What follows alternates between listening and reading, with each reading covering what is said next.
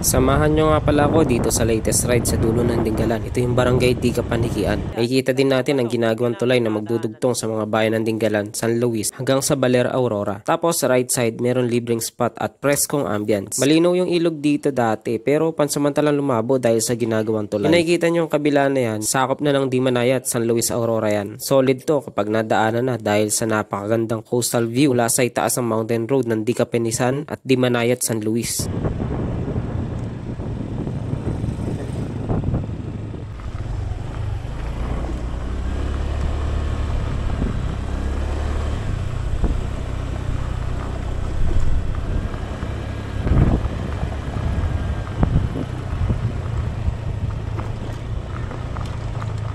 Road place yun.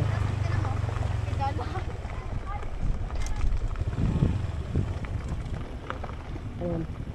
Ayan yung ilog.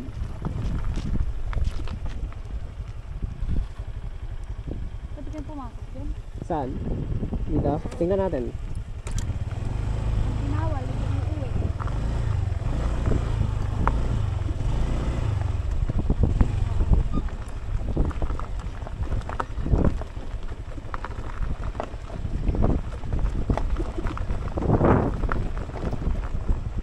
Ay, ayun, may daan sa dagat. May daan sa... Oh. Ayan, ito na yung yung ongoing construction ng Dingalan, San Luis papuntang Baler. Dati alang alayan, kasi mabato, hindi namin madaanan. Tingnan natin.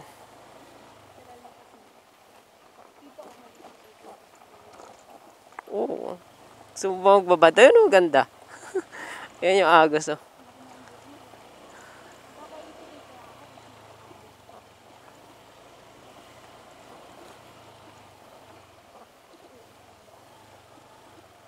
Bakal pa eh.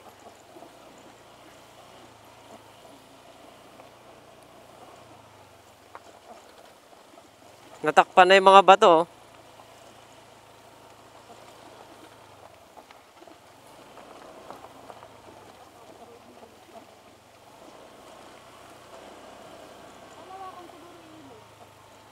Oo, siguro. Hindi ko alam eh.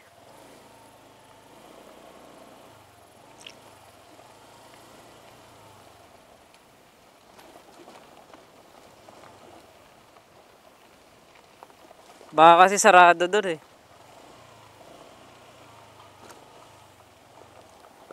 Ay, ang ganda dito.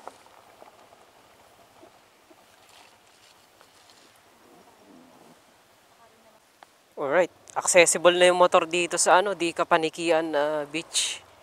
Walang resort dito. So, libre-libre to. Yan. Lipat ko lang para ganda kasi spot doon eh.